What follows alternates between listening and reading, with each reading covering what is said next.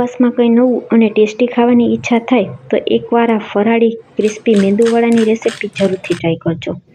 બહારથી ક્રિસ્પી અને અંદરથી સુપર સોફ્ટ વડા બનીને તૈયાર થશે. અને આ વડામાં આપણે કંઈ પણ પલાળવા પીસવાની ઝંઝટ નહીં થાય. ફક્ત 15 મિનિટમાં ફરાળી મેંદુવડા બનીને તૈયાર થઈ જશે. તો ચાલો રેસિપી શરૂ કરીએ. સૌથી પહેલાં આપણે વડા માટે ફરાળી ચટણી તૈયાર કરી લેશું. જેના માટે એક મિક્સર જારમાં 1/4 કપ જેટલા કુમળી દાંડલી સહિત લીલા ધાણા ઉમેરી દેશું.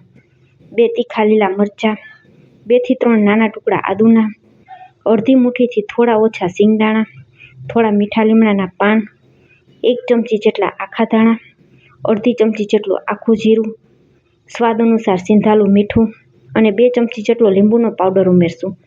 તમારા ઘરમાં લીંબુનો પાવડર ન હોય તો તમે તેમાં ચપટી ખાંડ અને 1 ચમચી લીંબુનો રસ પણ ઉમેરી શકો. થોડા બરફના ટુકડા અથવા ઠંડુ પાણી ઉમેરી બધી વસ્તુને પીસી લેવાની. આ રીતે બરફના ટુકડા ઉમેરવાથી ચટણીનો ગ્રીન કલર એકદમ સરસ જળવાઈ રહેશે. તો તૈયાર થઈ ગઈ છે 1 જ મિનિટમાં વડાનો સ્વાદ બમણો કરી દે તેવી ઇન્સ્ટન્ટ ચટણી. ચટણીને થોડીવાર માટે સાઈડમાં રાખી દેશું. ત્યાર પછી એક આ રીતે નાનું મિક્સર જાર હોય તે લઈ લેશું. તેમાં અડધો કપ સામું ઉમેરશું, જેને ઘણા મોરૈયો પણ કહે છે. 1/4 કપ જેટલા સાબુદાણા ઉમેરશું. બંને વસ્તુને ઢાંકણ ઢાંકી અને દળી લેશું. તો આ રીતનો કરકોરો પાવડર તૈયાર થઈ જશે.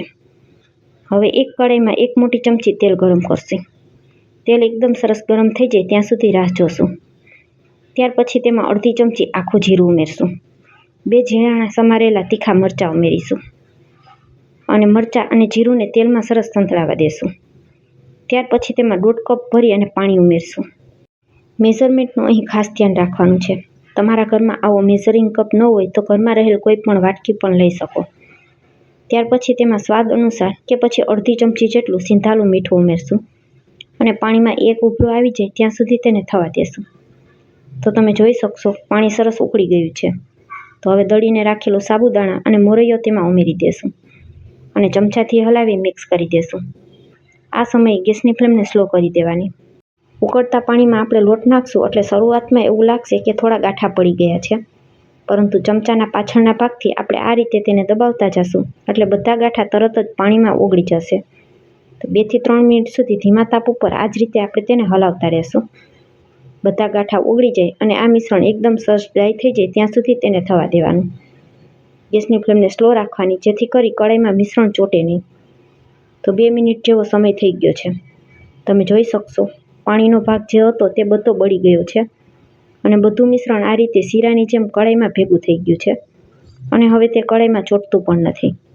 તો આ રીતે બધું સરસ ડ્રાય થઈ જાય એટલે ગેસની ફ્લેમને બંધ કરી અને હવે આપણે તેને એક પ્લેટમાં કાઢી થોડું ઠંડુ કરી લેશું.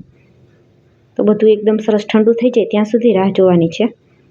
તો 5 થી 7 મિનિટ સુધી આપણે તેને પંખા નીચે રહેવા દેશું. ત્યાર પછી અહીં 2 નંગ મેં બાફેલા બટાકા લઈ લીધા છે. બટાકાને બાફી અને તેની છાલ ઉતારી લીધી છે. હવે ખમણીની મદદથી આપણે બટેકાને ખમણી લેશું. બટેકા એકદમ સરસ ઠંડા થઈ જાય ત્યાર પછી તેને ખમણવાના. હાથેથી બધી વસ્તુને મિક્સ કરી દેશું. થોડા સાથે આપણે લીલા ધાણા ઉમેરી દેશું. બટાકા બાફતી સમયે મેં મીઠું ઉમેરેલું હતું તો હવે આપણે ઉપરથી મીઠું નહીં ઉમેરીએ. જો તમે બટેકા બાફતી સમયે મીઠું ન ઉમેર્યું હોય તો આ સમયે તેમાં બટેકાના માપનું ચપટી એવું મીઠું ઉમેરી દેવાનું. હાથેથી બધી વસ્તુને લોટ બાંધતા હોય એ રીતે મિક્સ કરી દેશું. પાણી બિલકુલ ઉમેરવાનું નથી. તો બધું સરસ મિક્સ થઈ ગયું છે. હાથમાં આ રીતે થોડું મિશ્રણ લઈ અને તેનો ગોળ ગોળ લુઓ વાળી અને આપણે તેમાંથી વડા તૈયાર કરી લેશું. તો સૌથી પહેલાં આ રીતે ગોળ લુઓ તૈયાર કરવાનું અને ત્યાર પછી હથેળીની વચ્ચે રાખી અને થોડું દબાવી દેવાનું અને આંગળીથી આ રીતે વચ્ચે તેમાં હોલ કરી દેશું. જે રીતે આપણે મેંદુ વડા તૈયાર કરતા હોય એ જ રીતે આ વડાને તૈયાર કરવાના છે. હજુ પણ એક વડું તમને તૈયાર કરીને બતાવું છું. 2 ચમચી જેટલું આ રીતે મિશ્રણ હાથમાં લઈ ગોળ ગોળ ફેરવી લેવાનું. હથેળીથી આ રીતે હળવા હાથે પ્રેસ કરી અને વચ્ચેથી આ રીતે એક હોલ કરી દેવાનું. ખૂબ જ સરળતાથી બધા વડા બનીને તૈયાર થઈ જશે. આ બાજુ ગેસ ઉપર તેલ ગરમ કરવા માટે મેં પહેલાં જ રાખી દીધું હતું. એક વખત તેલ સરસ ગરમ થઈ જાય એટલે ગેસની ફ્લેમને તરત જ સ્લો કરી દેવાની અને કઢાઈમાં જેટલા પણ છૂટા છૂટા સમાય એટલા વડા ઉમેરી દેવાના.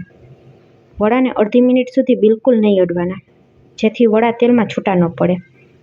અડધી મિનિટ જેવો સમય થાય એટલે ઝારાની મદદથી આપણે હળવા હાથે તેને ફેરવી લેશું. અને હવે ધીમા તાપ ઉપર 5 મિનિટ સુધી આપણે બંને બાજુ તેને ફેરવતા જઈએ અને ક્રિસ્પી થઈ જાય ત્યાં સુધી તળી લેવાના. એક વખતના વડાને તળાતા 5 મિનિટ જેવો સમય લાગે છે. વડાને હંમેશા ધીમા તાપ ઉપર તળવાના, જેથી વચ્ચેથી બિલકુલ કાચા ન રહે. તો હવે તમે જોઈ શકશો 3 થી 4 મિનિટ જેવો સમય થઈ ગયો છે. વડા બંને બાજુ એકદમ સરસ આ રીતે ગોલ્ડન બ્રાઉન કલરના થઈ ગયા છે. તેલ નીતાળી અને વડાને કાઢી લેશું. આ વડા બિલકુલ તેલ નહીં પીવે.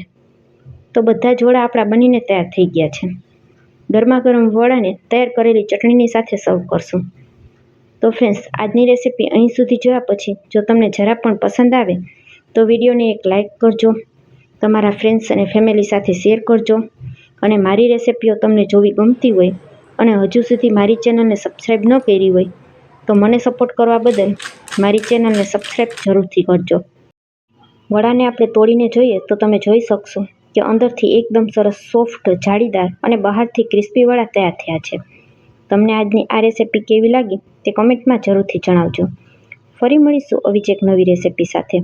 ત્યાં સુધી સૌને મારા જય માતાજી.